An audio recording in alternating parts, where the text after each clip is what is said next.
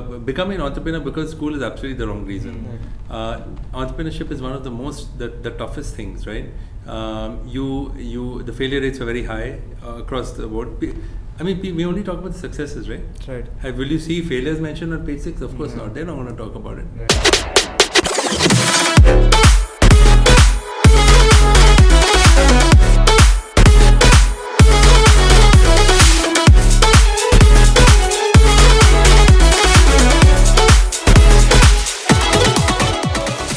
Today we have here with us a very special guest. We have Mr. Sanjay Nath, who is the founder of Bloom Ventures. It's a venture capital firm that invests in startups in a pre-A round. Am I right? That's right. A pre-A round, which I assume is before, just when they're at the initial stages. It's angel, seed, and pre-A. It's all considered early stage. Okay. But this is before like formal A's, and I can talk more about that. Yeah. Okay. So what are your criteria when you choose the startups that you invest in? Sure. So I think we get this question a lot. It's a very fair question because everything that we meet so many startups, and we've got to have. So there's no right or wrong framework, and I'll break it up. I think it really depends on who you are. So if you're an angel investor and a VC, it's very different. And so I'll give you an example. Typically, the three things that if you ask most investors, it's the market size, then the team, and then the product, right? What is really unique about the product and the solution?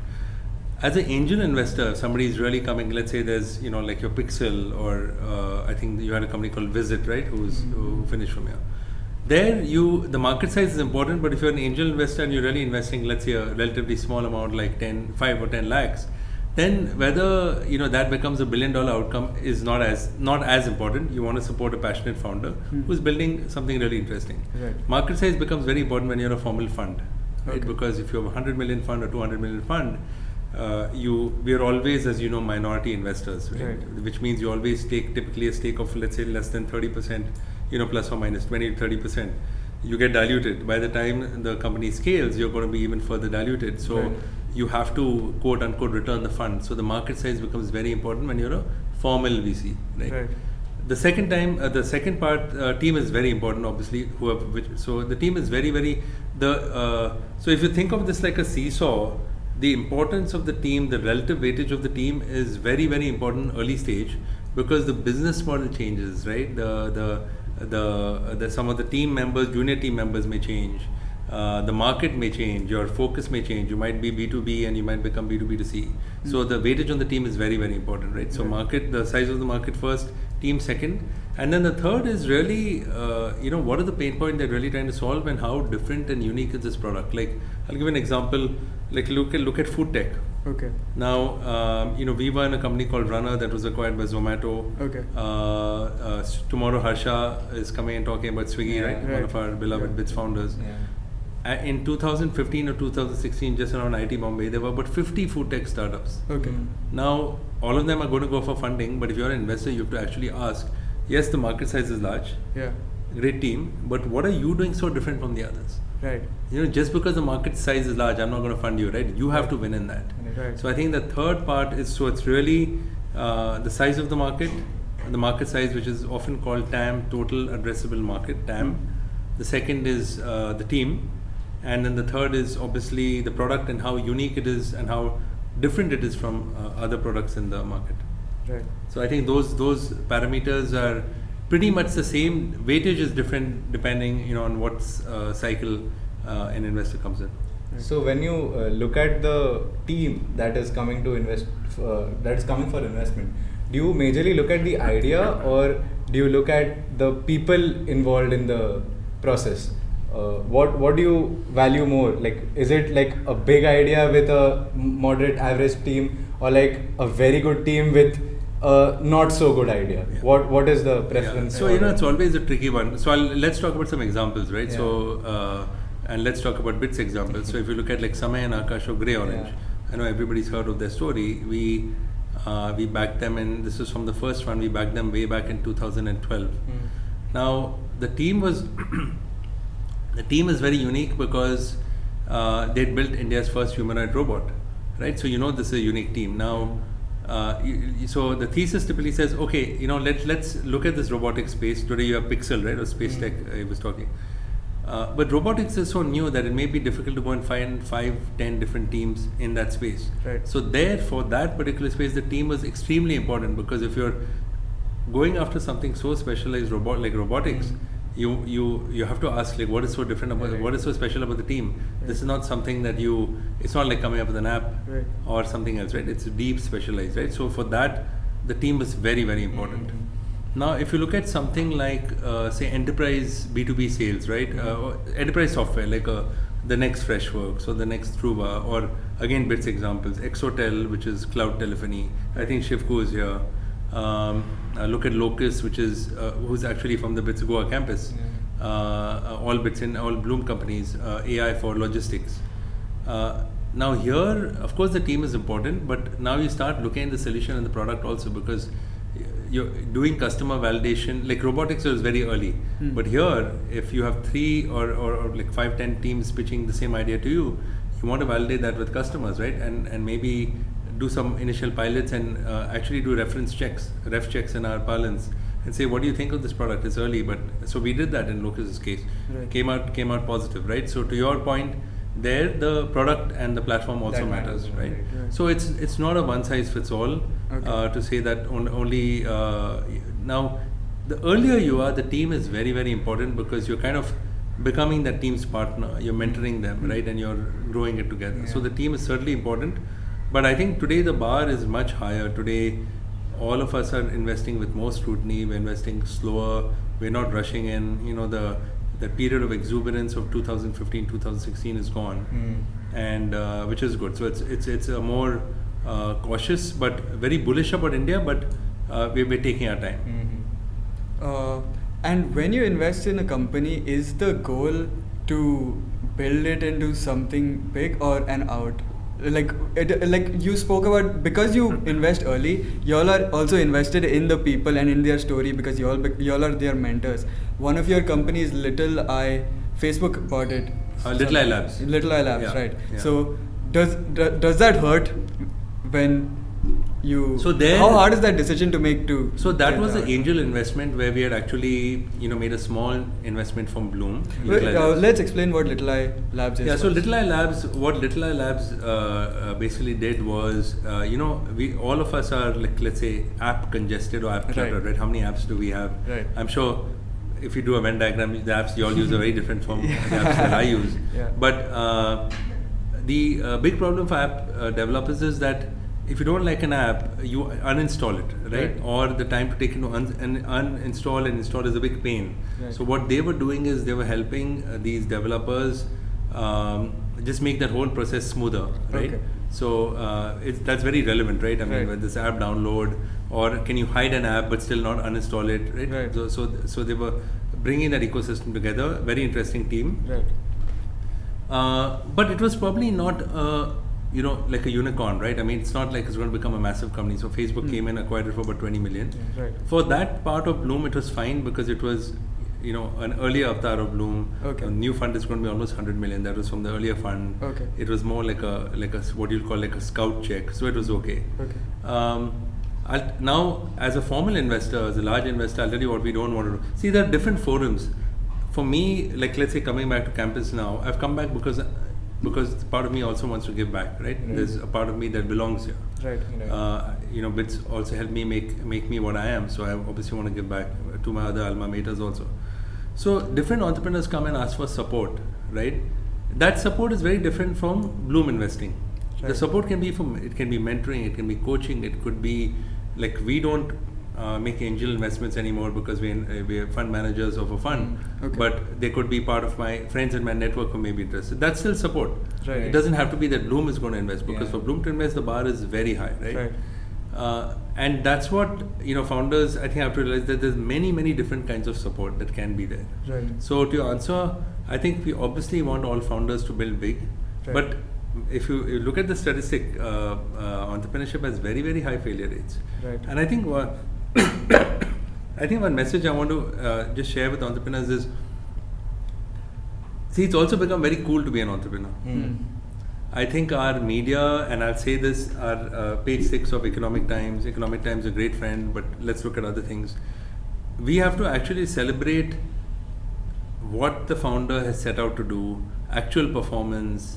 Let's say if somebody is coming up with a marketplace or connecting artists with, across, okay, who have you got on board? What is the growth in that? Versus saying, this startup from BitScore raises 2 crores from BitSpark Angels. What does that mean? It means nothing, right? Yeah. But that has been celebrated. So everybody wants to get on that page, and everybody thinks, oh, that's really cool.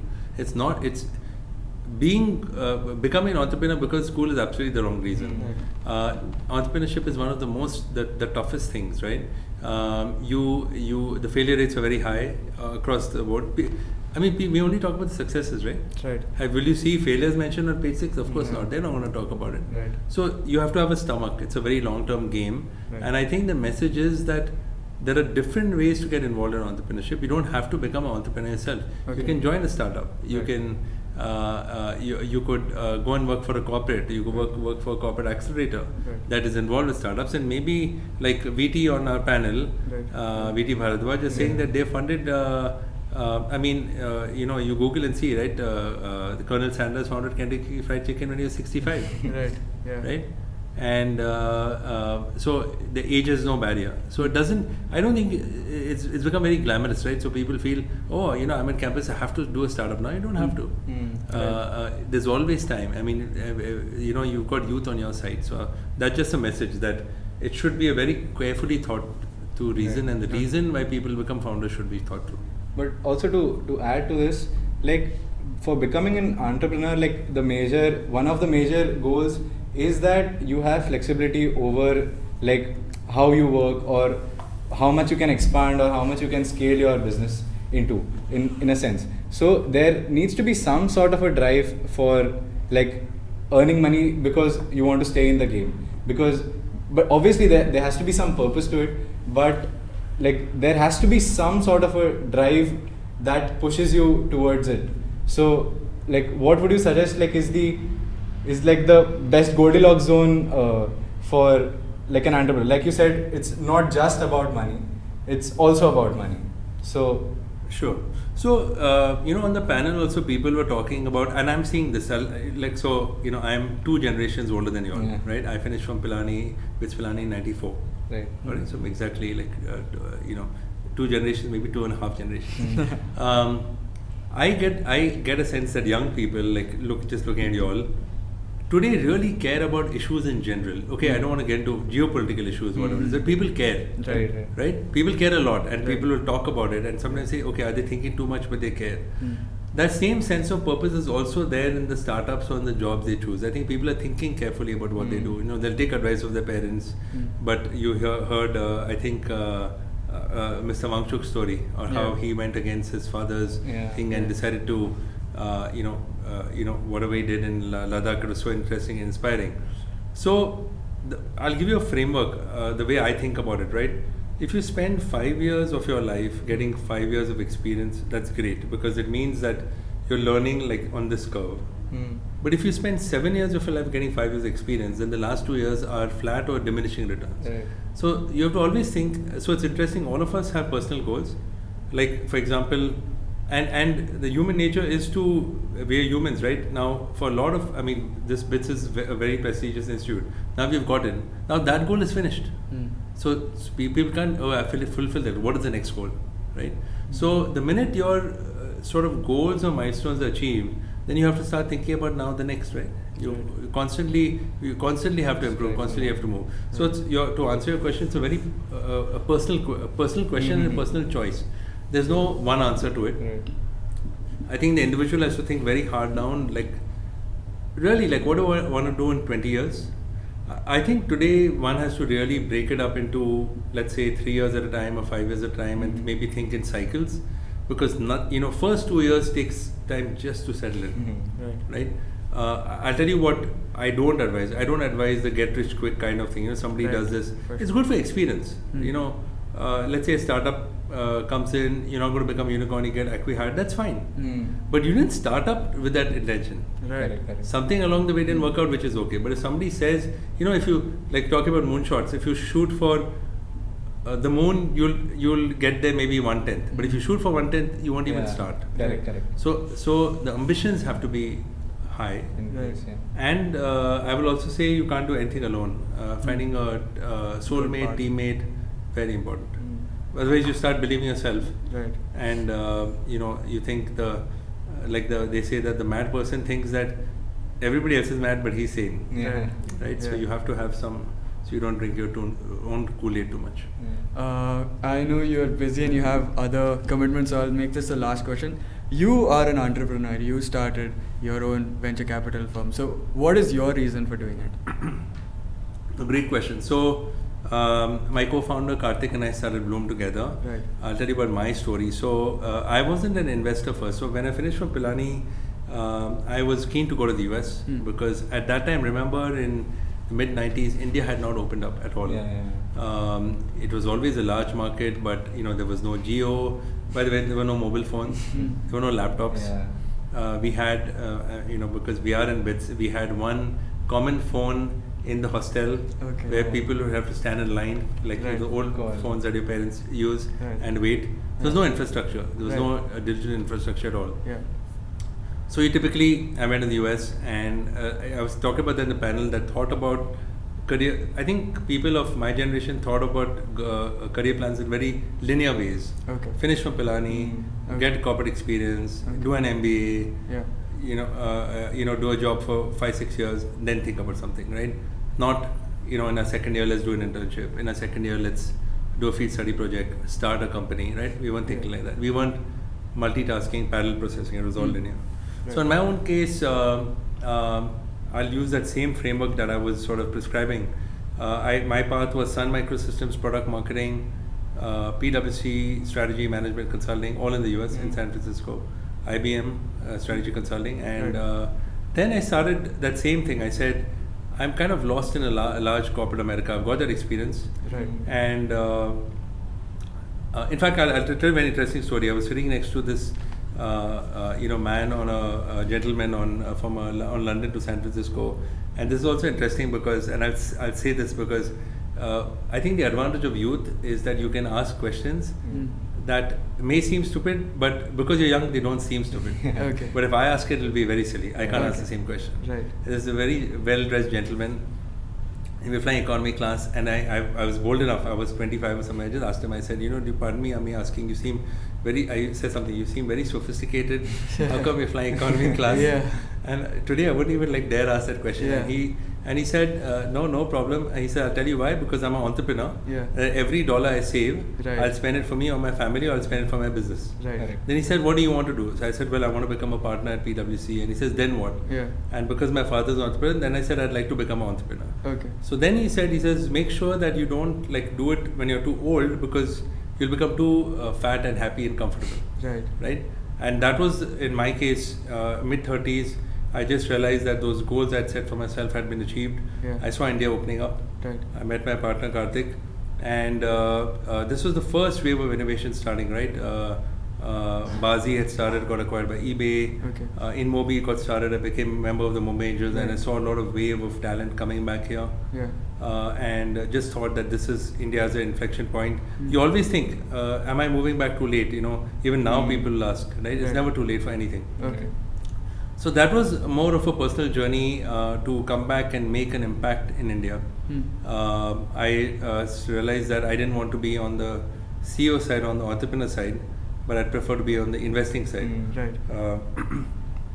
Backing the best and the brightest ideas that are coming up. Right. And interestingly, quite a few BITS founders that we backed are here.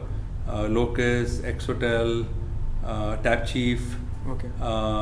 Grey Orange has not come, but Belong, they're all here at BGM. Right. Okay. So it's great that Bloom is, obviously now we're kicking off a third fund, but that also we backed, BITS and founders. So it's a nice coming together of those two things.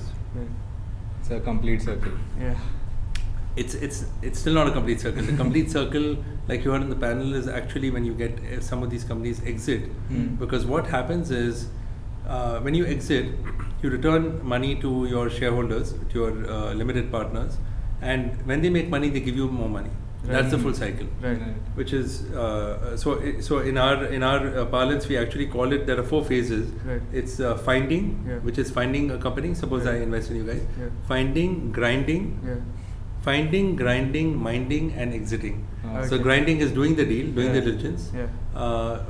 Minding is the actual work on it, right? How do you help this company grow, Right. scale, Yeah. and then the exiting. And when you exit, that's the Yeah. final cycle. Correct. That's what India needs. Nice. We need more of that. We need more India Marts, Translease, Right. Naukris, all these companies going public on a very vibrant stock exchange. Because if that happens, then suddenly India comes on the map, and we'll say, okay, more money will come in. So more money going out means more money will come back. Right. So I'll just wrap up by saying, in India, engine has been built in this last, right? Yeah. Now we've got to deliver. Right. Correct. So that's so it's well timed. I mean, that's what the new next decade should be about, delivery. Great.